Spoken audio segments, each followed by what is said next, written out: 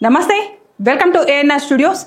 ఇక తెలంగాణలో కాంగ్రెస్ ప్రభుత్వం వచ్చి దాదాపుగా 9 నెలలు దాటిపోతుంది. ఎన్నికల సమయంలో చాలా హామీలే ఇచ్చింది, ఇది నెరవేరుస్తాం అది నెరవేరుస్తామని. అధికారంలోకి వచ్చి 9 నెలలు అయిన తర్వాత హైడ్రా ఇంకొన్ని కొత్త పథకాలు కూడా తీసుకొని వచ్చింది. ఇచ్చిన హామీలు నెరవేర్చిందా లేదా, అసలు హైడ్రా పనితీరు ఎలా ఉంది, ఇలాంటి విషయాలన్నిటి గురించి మనం బీజేపీ లీడర్ అల్లం నాగరాజు గారిని ఆహ్వానించి తెలుసుకుందాం. ఎలా ఉంది సార్ కాంగ్రెస్ పరిపాలన, మీకు ఎలా అనిపిస్తుంది సార్? సాటిస్ఫై అయ్యారా? ముందుగా కాంగ్రెస్ను సపరేటు, రేవంత్ రెడ్డిని సపరేట్ చూడాల్సిన అవసరం ఉన్నది ఇప్పుడున్న ప్రస్తుత పరిస్థితులలో. ఎందుకంటే ఇప్పుడు రేవంత్ రెడ్డి అనేట ఆయన ఒక నిజంగా కూడా గ్యాంబ్లర్. రేవంత్ రెడ్డి ఒక గ్యాంబ్లర్ రూలింగ్ చేస్తున్నారు రాష్ట్రంలో. నిజంగా ఢిల్లీకి ఒక ముచ్చట చెప్పి, ప్రజలకు ఒక ముచ్చట చెప్పి, ఎలక్షన్ మేనిఫెస్టో అని చెప్పి ఒకటి తీసుకొచ్చి ఇవాళ చేస్తున్నది మరొకటి. ఉన్నటువంటి పరిస్థితులలో ఉన్నోనికి ఒక న్యాయం, లేనోనికి ఒక న్యాయం విధంగా ఇప్పుడు ప్రస్తుత పరిస్థితులు ఉన్నాయి. ఇలా రాష్ట్రాన్ని వల్లకాడు చేస్తున్నటువంటి ప్రభుత్వం అంటే రేవంత్ రెడ్డి కాంగ్రెస్కు మాయమాటలు ఢిల్లీకి చెప్పి, ప్రజలకు మాయమాటలు చెప్పి, ఇవాళ ఇక్కడ రాష్ట్రంలో జరుగుతున్నటువంటి అవినీతి ఏదైతే ఈ లంచగొండితనము ఇవన్నీ రూపుమాపాలనుకునే పరిస్థితులలో ఇక్కడ హైడ్రాని తీసుకొచ్చి ఒక హైడ్రామా సృష్టించి ఒక పోలీస్ ఆఫీసర్ను, వాస్తవానికి ఒక ఐపీఎస్ అధికారిని హైడ్రా అని ఒకటి పెట్టి ఇక్కడ కూల్చివేసే సంఘటనలు ఏదైతే ఉన్నాయో దేశం మొత్తంలోనే, నాకు తెలిసి ప్రపంచం మొత్తంలో ఇంత పెద్ద అవినీతి ఎక్కడ ఉండదు అనేది మనం అనుకునే సందర్భం వస్తుంది. అవినీతి ఎక్కడ కనిపిస్తుంది సార్ మీకు? ఇప్పుడు అవినీతి అంటే నిజాయితీగా ఆయన పెట్టుకున్నది ఏదైతే ఉన్నదో చాలా పెద్ద కాన్సెప్ట్, అది కావాలి. ఎందుకంటే ఐఎఫ్టిఎల్, బఫర్ జోన్ వీటిని రూపుమాపాలని చెప్పి పెట్టుకున్నటువంటి సందర్భం. అందరు మేధావులందరూ ముక్త కంఠంతో ముత్తుకుంటున్నారు. ఇవాళ హైకోర్టు కూడా మరి నిద్రపోతున్నదా తెలియదు, న్యాయ వ్యవస్థ కూడా ఇవాళ సోద్యం చూస్తున్నారు. ఎందుకు అంటే ఒక బ్లూ ప్రింట్ రిలీజ్ చేయాల్సిన అవసరం ఉంది. అసలు ఎన్ని చెరువులు ఉన్నాయి, ఆ ఎన్ని చెరువులలో ఎంత ఎఫ్టిఎల్ ఉంది, ఏ సర్వే నెంబర్లు ఉంది, ఎంత ఉంది అనేది ప్రజలకు అందుబాటులో ఉండేటట్టుగా ఖచ్చితంగా ఒక నివేదిక సమర్పించాల్సిన అవసరం ఉంది.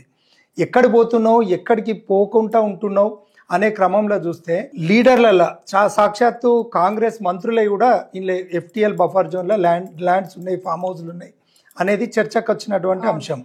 తర్వాత కేటీఆర్ ఇంతకుముందు ఇప్పుడు ప్రతిపక్షంలో ఉన్నటువంటి నాయకుడు, మాజీ మంత్రివర్యులు కేటీఆర్ సాక్షాత్తు ముఖ్యమంత్రి కొడుకు పైన కూడా ఆరోపణలు ఉన్నాయి.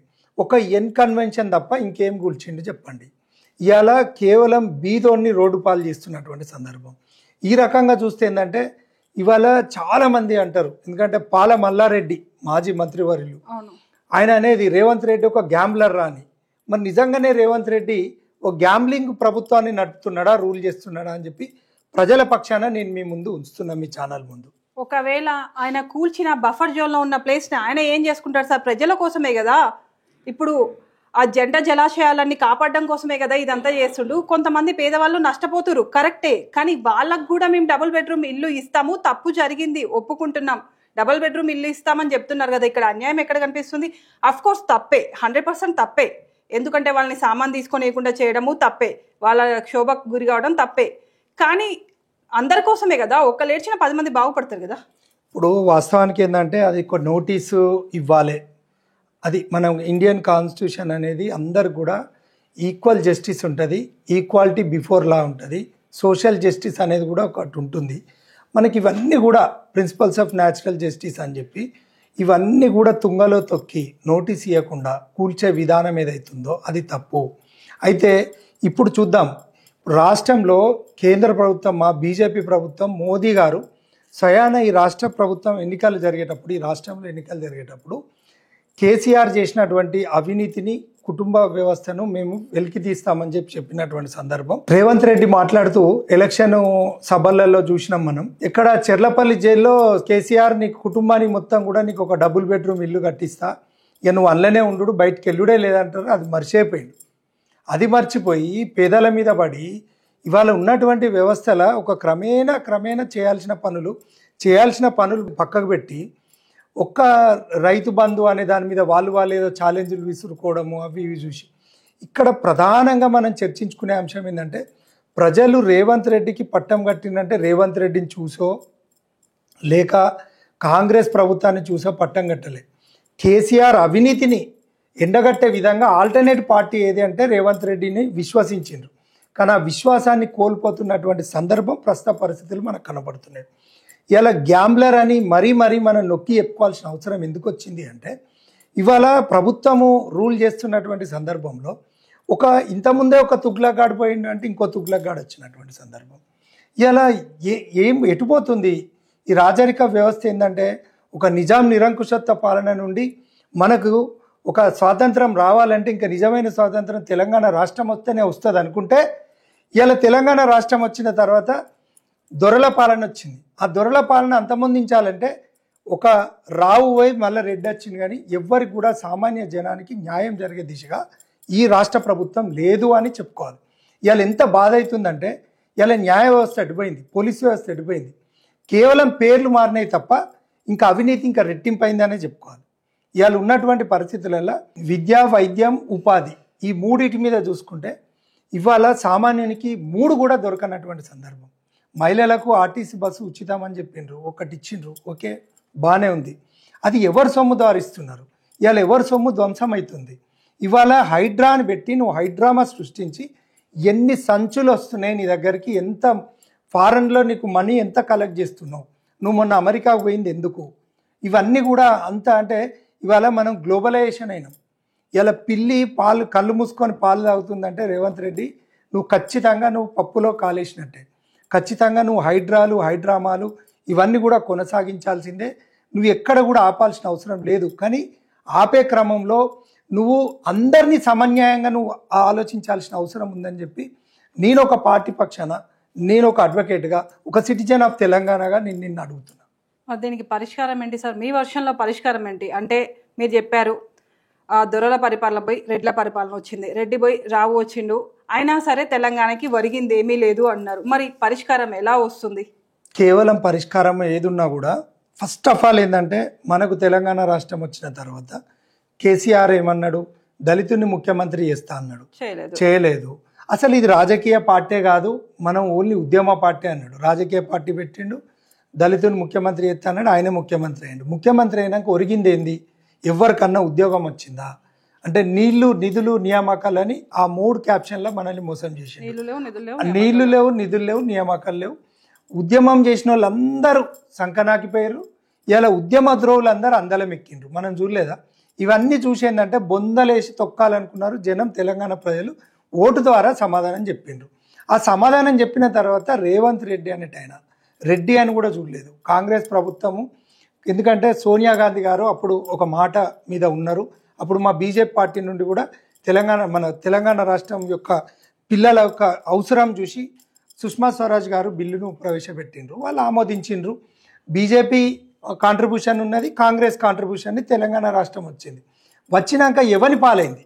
ఇలా తెలంగాణ రాష్ట్రం ఎవని పాలైంది? ఇవన్నీ చూస్తే ఎప్పుడూ లేని విధంగా ఉన్నటువంటి సందర్భంలో ఈ ఓన్లీ హైడ్రా అనేది తీసుకోకుండా మిగతా నోటిఫికేషన్స్ కానీ ఇవన్నీ కూడా ప్రాపర్గా ఏదైతే ఈ హైడ్రా అనేది మంచి ఉద్దేశంతో పెట్టి ఉండొచ్చు, కానీ ఎక్కడ జరుగుతుంది, ఎక్కడ కూల్చివేతలు జరుగుతున్నాయి. తర్వాత మాట్లాడుకుంటా పోతే కేసీఆర్కు ఒకనాడు నిజంగా వాళ్ళిద్దరు అంటారు పారగాన్ చెప్పుల లొల్లి జరుగుతుంది రేవంత్ రెడ్డి వర్సెస్ కేసీఆర్ మధ్యలో. ఇద్దరికి ఎవరికి పారగాన్ చెప్పులు ఉన్నాయో ఫస్ట్ వాళ్ళు తెలుసుకోవాలి, ఎవరికి ఉన్నాయి ఎవరికి లేవు. ఇవాళ పారగాన్ చెప్పులు లేనటువంటి ఒక దుర్మార్గమైన దొరల పెత్తందారి వ్యవస్థను ఇవాళ రాష్ట్రంలో 10 సంవత్సరాలు పోయిన తర్వాత ఒక ఫ్రీడమ్ వచ్చింది అనుకుంటే రేవంత్ రెడ్డి వచ్చి కూడా ఇవాళ పారగాన్ చెప్పుల స్కామ్లే మళ్ళీ చేస్తున్నాడు. ఎందుకో మరి పారగాన్ చెప్పులు వీళ్ళిద్దరు కలిసి వచ్చినాయా? ఇంకా వేరే నాయకులు కూడా ఆలోచించుకోవాల్సిన అవసరం ఉన్నది. ఈ పారగాన్ చెప్పులలో అంత మర్మం ఏముందో అనే పరిస్థితులలో ఇప్పుడు నువ్వు అడిగిన ప్రశ్నకు నేను సూటిగా సమాధానం ఏంటంటే, ఖచ్చితంగా కేసీఆర్ యొక్క అవినీతిని వెలికి తీయాలి ఒకటి. రెండోది ఏంటంటే, ఈ హైడ్రా యొక్క బ్లూ ప్రింట్ మ్యాప్ను పబ్లిక్ డొమైన్లో పెట్టాల్సిన అవసరం ఉంది. తర్వాత ఫర్దర్గా తెలంగాణ ఉద్యమంలో ఎవరైతే ఉద్యమం చేసి వాళ్ళు ప్రాణత్యాగాలు చేసినటువంటి కుటుంబాలను ఖచ్చితంగా నిరుద్యోగస్తులకు ఉద్యోగ అవకాశాలు కల్పించే దిశగా ముందుకు పోవాలి. తర్వాత ఉన్నటువంటి నువ్వు ఇచ్చిన మేనిఫెస్టో ఏదైతుందో ఆ మేనిఫెస్టో మీద నిలబడి నిజమైన నాయకత్వ లక్షణాలు ఉన్నటువంటి రేవంత్ రెడ్డి గారు ఖచ్చితంగా తెలంగాణ రాష్ట్రానికి ఇచ్చిన హామీలన్నీ నెరవేర్చాలి. ఎందుకంటే ఈ హామీలు 6 గ్యారెంటీలు అన్నారు, అలా చూస్తే 42 గ్యారెంటీలు ఉన్నాయి. 42 6లో 42 జమ అయినాయి. 42 మన కేటీఆర్ ఏమన్నాడు, 420 గ్యారెంటీలు అని అన్నాడు. ఇలా చూస్తే ఏమైతే అంటే జనం ఎక్కడికి పోయిందంటే ఇప్పుడు లోకల్ బాడీ ఎలక్షన్స్ ఉన్నాయి. ఇవాళ మా పార్టీ భారతీయ జనతా పార్టీ పక్షాన చూసుకుంటే ఉన్నట్టు మాట్లాడుకోవాలి. ఇలా జనం పక్షాన నిలబడే పరిస్థితులు లేవు. ఇలా భారతీయ జనతా పార్టీ నాయకుడు అనేటోడు జనానికి అందుబాటులో లేడు అని చెప్పి మాట్లాడుకున్నటువంటి సందర్భాలు ఉన్నాయి. ఇవాళ ఉన్నటువంటి క్రమంలో జనానికి దిక్కేవాడు అనే పరిస్థితులలో వచ్చినటువంటి అంటే ప్రతిపక్షమే లేదు. ఎందుకంటే ఇవాళ ఒక స్థాయికి పోయినాక అందరు కూడా ఒక్కటే అందరు కూడా తోడుదొంగలే అన్నట్టుగా ఇవాళ తెలంగాణ రాష్ట్రం ఇవాళ దుస్థితి ఈ విధంగా ఉన్నది. చాలా పెద్ద టాపిక్ ఇది. ఏదైనా కానీ ఒక బ్లూ ప్రింట్ రిలీజ్ చేసి ఈ హైడ్రా యొక్క మొత్తం ఉన్నటువంటి పరిస్థితులు ఏంది దాని మీద ఒక కమిటీ వేసి ఆ కమిటీ యొక్క తీర్మానం ఆచరించేటట్టుగా దాంట్లో ఒక జ్యుడిషియరీ కమిటీ, తర్వాత ఎగ్జిక్యూటివ్ కమిటీ వీళ్ళను ఆచరణ సిద్ధంగా తీసుకొని ఈ పనులు నిర్వహిస్తే ఖచ్చితంగా రేవంత్ రెడ్డి చేసేది కరెక్టే అని చెప్పి అనుకుంటారు. ఈ 9 నెలల రేవంత్ రెడ్డి సర్కార్ చేసిన అక్రమాలపై అల్లం నాగరాజు గారు చెప్పిన మాటలు విన్నారు కదా. యాక్చువల్గా ఏంటి అంటే హైడ్రా కూల్చివేతలు అనేది కరెక్టే, కాకపోతే హైడ్రా కూల్చివేతల వల్ల పేదలకు అన్యాయం జరుగుతుందని ఒక బ్లూ ప్రింట్ రిలీజ్ చేసి ఎక్కడెక్కడ బఫర్ జోన్లలో కట్టడాలు ఉన్నాయి, ఎక్కడెక్కడ చెరువుల్ని ఆక్రమించి కట్టారు అనేది బయటికి ప్రజలందరికీ అర్థమయ్యేలాగా చెప్పాలి అని దానిపైన కూడా ఒక కమిటీ వేసి అందులో అడ్వకేట్లు మేధావులు అంతా ఉండి ఆ కమిటీ గురించి చర్చించుకొని ఆ తర్వాత మాత్రమే పేదలకు కూడా డబల్ బెడ్రూమ్ ఇల్లు ఇచ్చి, అంటే అక్కడ కూల్చివేతలు ఎవరైతే ఆ ఇల్లు కోల్పోతారో వాళ్ళకు కూడా డబల్ బెడ్రూమ్ ఇల్లు ఇచ్చి ఆ తర్వాత మాత్రమే కూల్చివేయాలి. అలా కూల్చివేస్తే రేవంత్ రెడ్డి చేస్తుంది కరెక్టే అని అల్లం నాగరాజు గారు చెప్తున్నారు. నమస్తే.